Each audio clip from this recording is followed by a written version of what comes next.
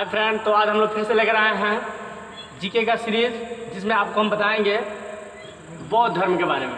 यानी जितने भी धर्म है ना, बौद्ध धर्म, जैन धर्म, इस्लाम धर्म, पारसी और भी धर्म है, वैष्णव धर्म, तो सबको आपको शैव धर्म के बारे में सबको आपको बताएंगे, ठीक है। और डिटेल में आपको बताया जाएगा। आज सिर्फ आपको फैक्ट दिया जा रहा है, सो आप सुनकर ऑब्जेक्टिव खुद से बनाइए। अगर नहीं बने तो आप कमेंट कीजिएगा कि ये इसका ऑब्जेक्टिव का आंसर क्या होगा, हम बताएंगे उसको, ठीक है। तो चलिए आज हम बौद्ध धर्म के बारे में जानेंगे, ठीक है। ये जो बौद्ध धर्म है बहुत लोग पढ़ा होगा, लेकिन आपको इसमें कुछ अलग मिलेगा। आपको बता रहे हैं हम, अलग मिलेगा, आप नोट कर सकते हैं। जितने भी किताबें पढ़े होंगे उससे थोड़ा सा अलग मिलेगा, और मिलेगा ही। देखिए पूरा सुनिएगा तो पता चलेगा अलग है या फिर एक ही जैसा है। चलिए सुनिए।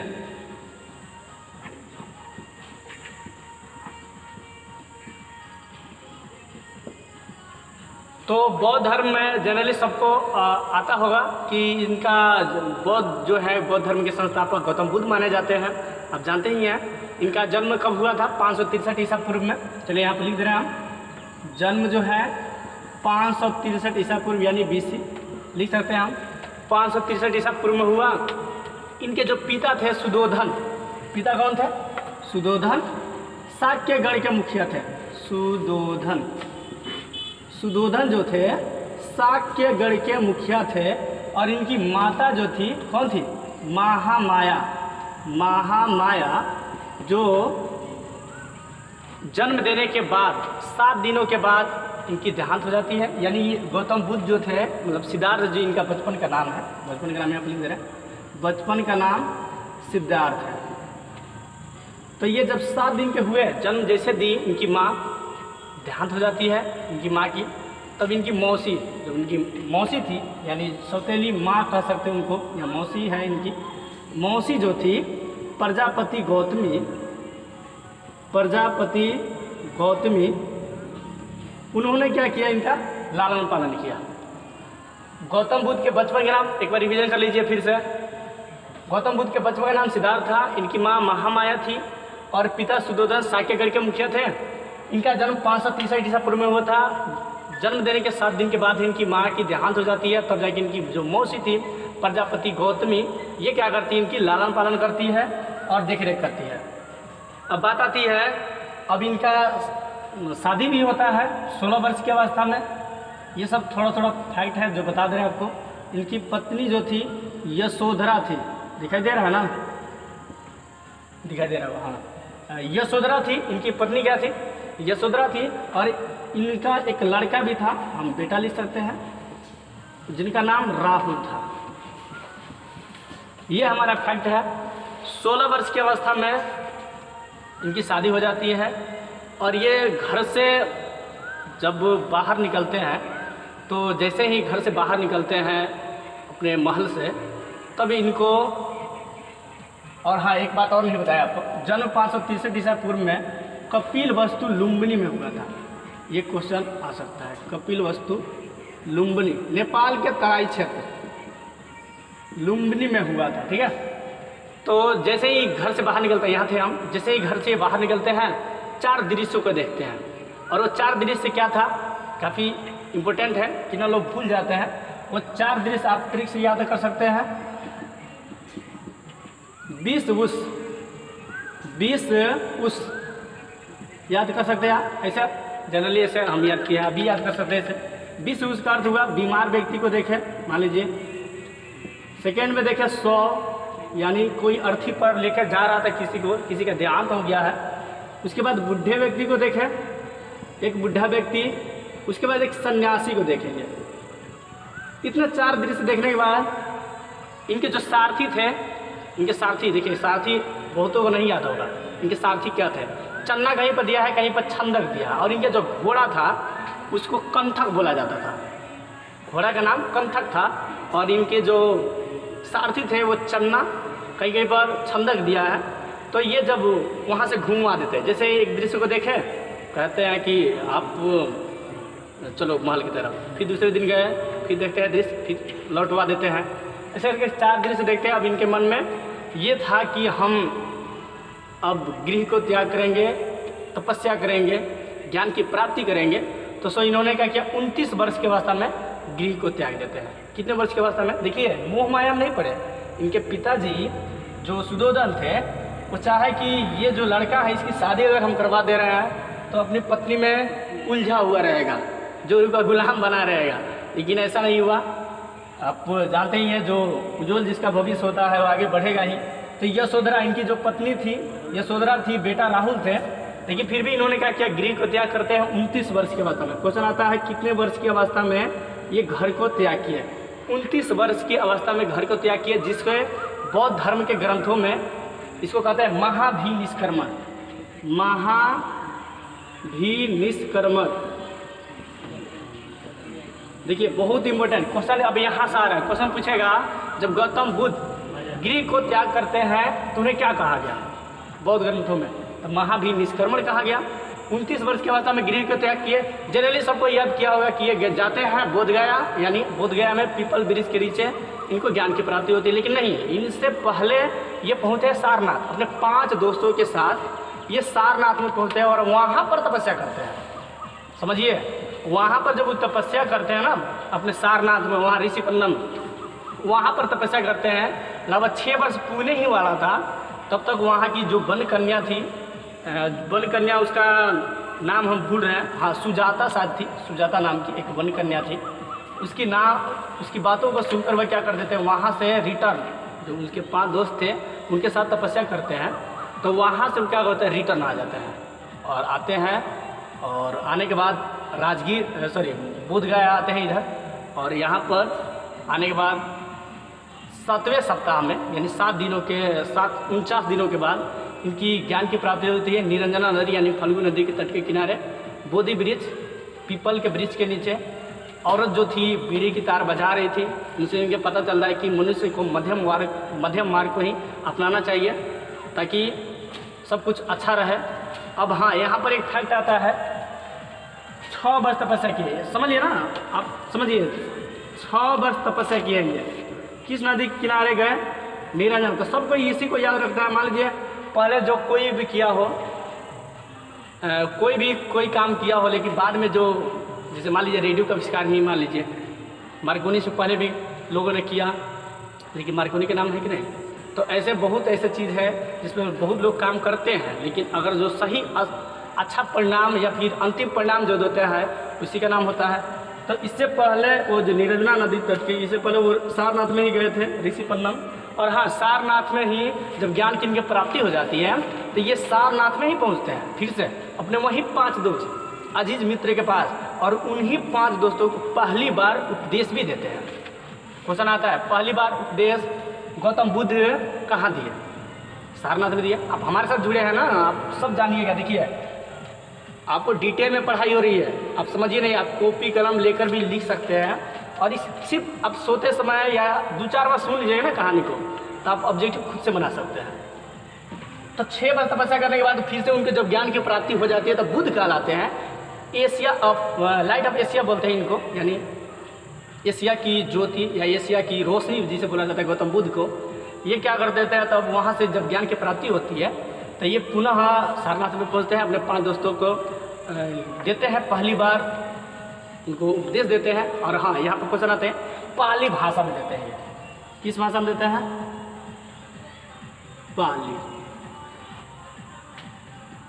पाली भाषा में ये अपना उपदेश देते हैं। अब देखिए, इसमें अब इनके गुरु थे, 2 गुरु। जब घर से निकलते हैं ना, ये नहीं बताया है, सॉरी, जब घर से निकलते हैं तो ये वैशाली पहुँचते हैं। तो वैशाली पहुँचते हैं तो इनको अलार कलाम नामक एक व्यक्ति मिलते हैं, जो इनके गुरु, प्रथम गुरु भी माने जाते हैं। अलार कलाम इनसे इनकी मुलाकात होती है, और अलार कलाम इनको सांख्य दर्शन का ज्ञान देते हैं। अब बात आती है सांख्य दर्शन की, तो सांख्य दर्शन में, सांख्य जो है दर्शन के जो प्रतिपादक थे वो कपिल को माना जाता है। और वहाँ से जब इनको ज्ञान की, अलार कलाम जब ज्ञान वहाँ से ले लिए, प्रथम गुरु वो थे, उनको प्रथम गुरु मानते हैं। वहाँ से जब फिर से ये राजगीर पहुँचते हैं, और राजगीर में इन्हें सेकेंड गुरु मिलते हैं, रुद्र क्रामपुत। अब भूल जाइएगा फिर से, क्या बता दिए सर? देखिए, पहले का गुरु, फर्स्ट गुरु जो थे अलार कलाम, और सेकेंड जो गुरु थे ना वो हमारे थे रुद्रकराम पुत्र। ये सेकेंड, ये आपको युग दर्शन देते हैं, युग दर्शन का ज्ञान देते हैं, और ये सांख्य दर्शन का ज्ञान देते हैं। तो आप जानते हैं सांख्य दर्शन के प्रतिपादक, अगर नहीं जानते तो जान लीजिए, सांख्य दर्शन के प्रतिपादक कपिल है और योग दर्शन के प्रतिपादक आपको पतंजलि है। तो सांख्य दर्शन में ऐसे याद कर सकते हैं आप, कपिल चाचा शंख बजाते और पतंजलि योग कराते हैं, ऐसे याद कर सकते हैं आप। कपिल जो है शंख बजाते, मतलब कपिल सांख्य दर्शन के प्रतिपादक कपिल है और पतंजलि के प्रतिपादक योग के प्रतिपादक पतंजलि है।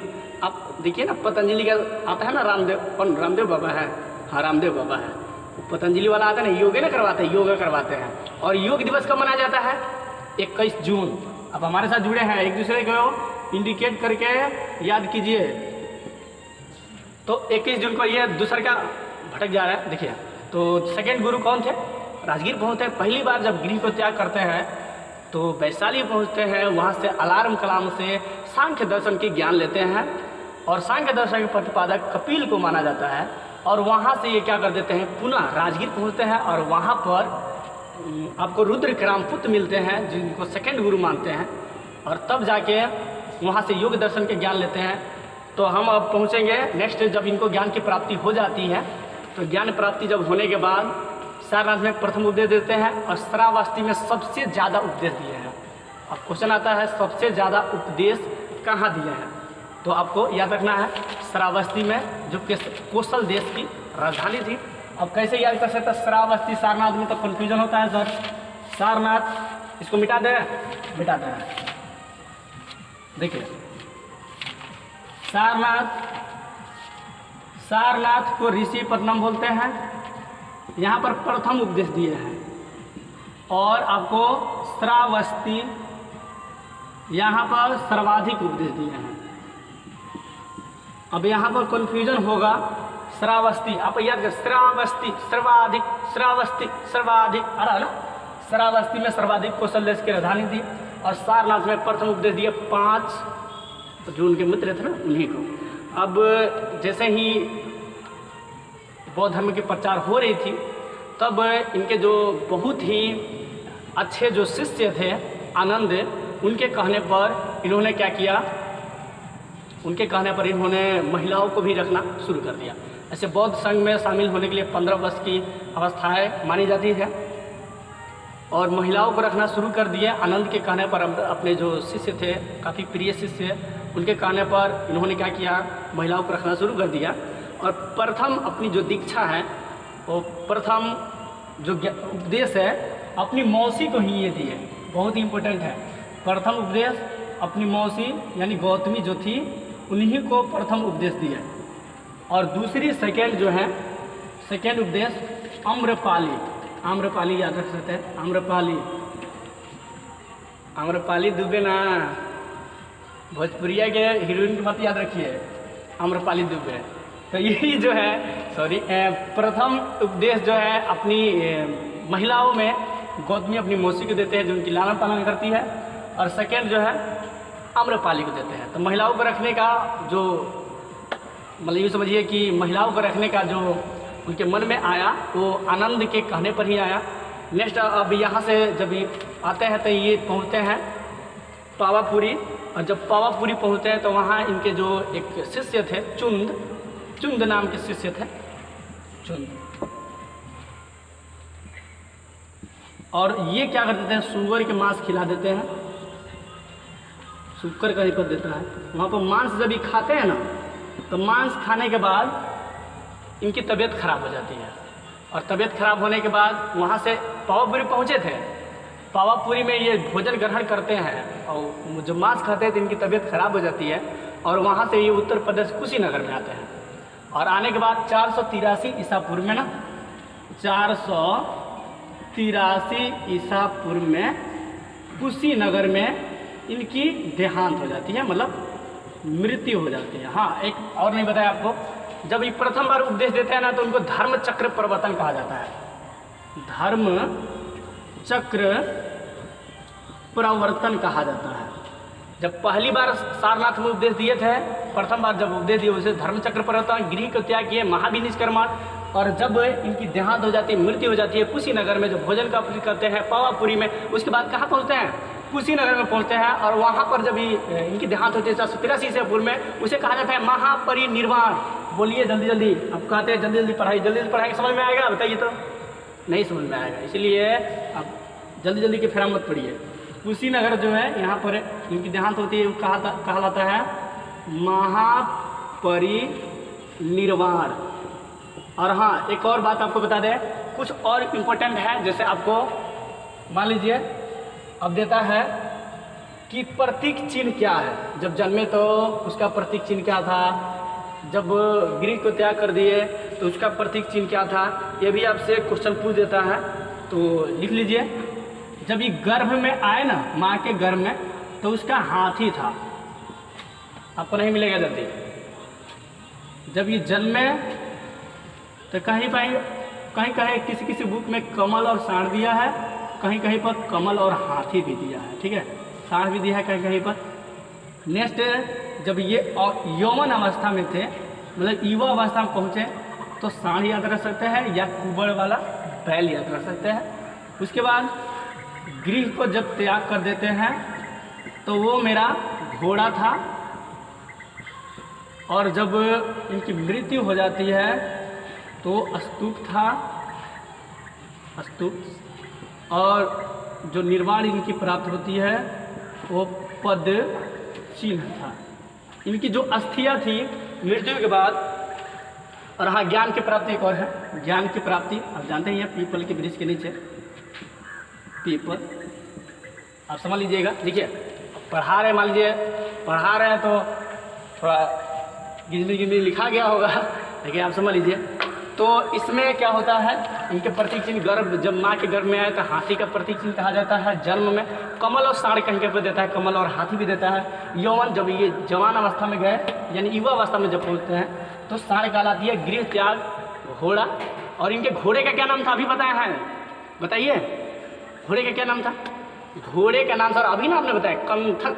और जो इनके सारथी थे क्या कहलाए? चन्ना या फिर छंदक कहीं कहीं पर देता है, ठीक है। और जब इनको ज्ञान की प्राप्ति होती है क्या कहलाए?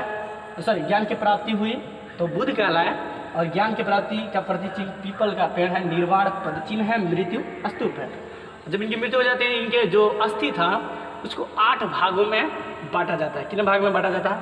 8 भागों में बांटा जाता है, जिसे अष्ट महास्थान कहा जाता है। और अब यहाँ पर बात आती है कि जब इनकी मृत्यु हो जाती है तो मृत्यु के बाद बौद्ध संगतियाँ भी हुई है। और ये बौद्ध संगति जो है 4 ठो हुई है। कितनी हुई है? 4 याद रखिए। देखिए बता दें, 4 बौद्ध संगति हुई है। और वो 4 बौद्ध संगति आपको याद रख लेना है। देखिए, फर्स्ट, सेकेंड, थर्ड, फोर्थ। आपको लग रहा होगा बौद्ध धर्म बहुत आसान है, क्वेश्चन आ जाएगा ना, भूल जाएगा। पूछ देता घोड़ा कौन है उसका, बौद्ध गौतम बुद्ध के घोड़े का क्या नाम था, भूल कर आ जाइएगा। कंथक याद रखिए, बहुत क्वेश्चन आता है, जल्दी नहीं मिलेगा। फर्स्ट में प्रथम जो है, प्रथम उपदेश कहाँ दिए आपको याद रखना है, ट्रिक रब्बो पाक। यहाँ पर ट्रिक लिख देना, देखिए यहाँ पर लिख दे रहा है, ट्रिक लिख दे रहा है। कहाँ कहाँ हुआ? रब्बो पाक, रब्बो पाक यानी पहल का राजगीर, या फिर इसको गिरिब्रज भी कहीं कहीं पर देता है, गिरिब्रज। और सेकेंड आपको रब्बो, ब से वैशाली याद रखिए, आप दूसरे जैसे भी याद रख सकते हैं। प से पाटलिपुत्र, और क से कुंडलवन, कुंडलवन कश्मीर, याद हो गया। ट्रिक क्या है? रब्बो पाक, यानी 4 बौद्ध संगति होती है। और प्रथम बौद्ध संगति कहाँ होती है? राजगीर में होती है, वैशाली में होती है, उसके बाद पाटलिपुत्र में होती है, उसके कुंडलवन में होता है, उसके बाद कुंडलवन कश्मीर में होती है। अब यहाँ पर बात आती है किसके किसके शासनकाल में हुई, ये भी है। अक्का अक याद रख सकते हैं, अक्का अक को अजात शत्रु अजातशत्रु याद रखिए, ये हर्यक वंश के जो बिंबिसार था ना, उसी का ये लड़का था अजातशत्रु। और ये अपने पिताजी को मारा था। पितृहंता वंश भी कहा जाता है हर्यक वंश को। ये अपने पिताजी को मार कर गद्दी पर बैठता था। यही कुड़ी भी कहा जाता है अजातशत्रु को। अब इसको जब ये अपने पिताजी को मार दिया था ना, तो इसका लड़का जो उदयन था, जो गंगा और सोन या पुनपुन नदी के किनारे जो पटना का स्थापना किया है, उदयन भी इसको मार दिया था। जैसी करनी वैसी बनी। ये अपने पिता को मारा था, इसीलिए ये मगध साम्राज्य में ये आता है। वैशाली में का से कालाशोक, कालाशोक, कालाशोक। उसके बाद आप आते हैं अशोक। उसके बाद आता है आपका कनिष्क, जो कुषाण वंश का शासक था। कुजुल कड़फिसेस कुषाण वंश के जो है संस्थापक माने जाते हैं। तो कनिष्क के शासनकाल में प्रथम शताब्दी में होती है। यहाँ भी लिख दे रहा है, शताब्दी भी आप याद कर सकते हैं। 483 जैसे ही मरे, 483 ईसा पूर्व में ये होता है। नेक्स्ट ये होता है 383 ईसा पूर्व में। और ये कहीं कहीं पर 255 देता है और कहीं कहीं पर ना 250 भी दिया है। और ये प्रथम शताब्दी में होता है। यहाँ पर लिख सकते हैं 100 ईस्वी भी लिख सकते हैं इसको, कहीं कहीं पर 100 भी देता है। प्रथम शताब्दी। तो ये 4 हुए, पहिलका, राजगीर, वैशाली, पाटलिपुत्र, कुंडलवन, अजातशत्रु, कलाशोक, अशोक और कनिष्क के शासनकाल में। अब यहाँ पर बात और आती है कि उस समय के अध्यक्ष कौन थे। अध्यक्ष में आप याद रखिए महाकश्यप,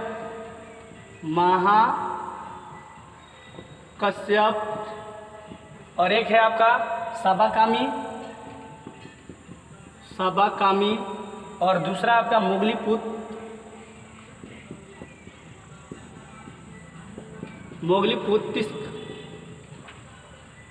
और नेक्स्ट आपको आता है एक वसुमित्र, वसुमित्र और अशोक घोष। अशोक घोष जो बुद्ध चरितम के लिखे हैं। तो अशोक घोष ये चौथी ऐसी बौद्ध समिति थी। समझिए यहाँ पर ये प्रथम शताब्दी जब होता है तो इनके जो शिष्य थे गौतम बुद्ध के, आनंद और उपाली, इन्होंने क्या किया, सूत पिटक और विनय पिटक नामक 2 ग्रंथ को रचना करते हैं। और बौद्ध धर्म में त्रिरत्न भी है, जिसे बौद्ध, धम्म और संघ बोला जाता है। और इनके जो त्रिपिटक थे, जो विनय पिटक, सूत पिटक और एक है अभिधम पिटक। तो ये प्रथम शताब्दी के बाद उपाली और आनंद जो है उसकी रचना करते हैं। नेक्स्ट आपको आती है अशोक घोष, जो है बुद्ध चरितम नामक किताबों को लिखे हैं। और हाँ, एक बात और है, ये चौथी जैसे ही बौद्ध समिति होती है ना, तो ये 2 भागों में बढ़ जाता है। और वो 2 भाग जो थे वो हमारे हीनयान और महायान थे। ठीक है, हीनयान और महायान 2 भागों में बढ़ जाता है। क्वेश्चन आता है हीनयान और महायान कितने भागों में बढ़ता है, तो 2 भागों में। हीनयान और महायान 2 भागों में बढ़ता है। 6वीं से 8वीं शताब्दी जैसे होती है तो वहाँ पर ये महायान जो था ये भी 2 भागों में, सॉरी 2 भागों के एक भाग और टूट के बढ़ता है, जिसे वज्रयान बोला जाता है। और ये जो था ना, ये सबसे ज़्यादा तंत्र मंत्र पर विश्वास करते थे इसके लोग, जो काफ़ी ज़्यादा उपदेशक माने जाते हैं। और भी है, और इसके शासनकाल में बहुत से प्रसन्नजित राजा हुए, बिंबिसार हुए, बहुत ऐसे कालाशोक जो है, कालाशोक, अशोक, अब इसको याद रख सकते हैं, कालाशोक, अशोक, अजातशत्रु, कनिष्क, ये लोगों ने क्या किया, बौद्ध धर्म को ग्रहण किया था। तो आज इतना ही बौद्ध धर्म के बारे में। आई होप आपको काफ़ी ज़्यादा समझ में आया होगा। इसमें से जो भी पॉइंट छूटा होगा तो आप कमेंट कर सकते हैं। और नेक्स्ट आपको लेकर आएंगे हम जैन धर्म के बारे में। ठीक है, और आप इंतज़ार करते रहिए और हमारे चैनल को सब्सक्राइब, लाइक और शेयर करना ना भूलें। शेयर नहीं कर रहे हैं आप लोग और लाइक भी नहीं कर रहे हैं, बार बार हम बता रहे हैं। और हाँ, आपको एक सुना दे रहे हैं, एक शायरी जैसा है, मान लीजिए, नेवर रिग्रेट है, never regret a day in your life, good days give you happiness and bad days give you experience. मतलब आपके जीवन के जितनी भी पल हैं वो कभी बेकार नहीं है। अगर आपको अच्छे दिन आ गए ना, गुड डे अगर आपका आ रहा है तो आपको खुशी देकर जाता है, बहुत अच्छा आपको लगता है, वाह बहुत अच्छा है। लेकिन जब आपकी ज़िंदगी में जब दुख आती है, यानी बैड डे आता है, तो आपको वो एक्सपीरियंस देके जाता है, मतलब एक अनुभव छोड़ के जाता है कि आपको करना क्या है। ठीक है।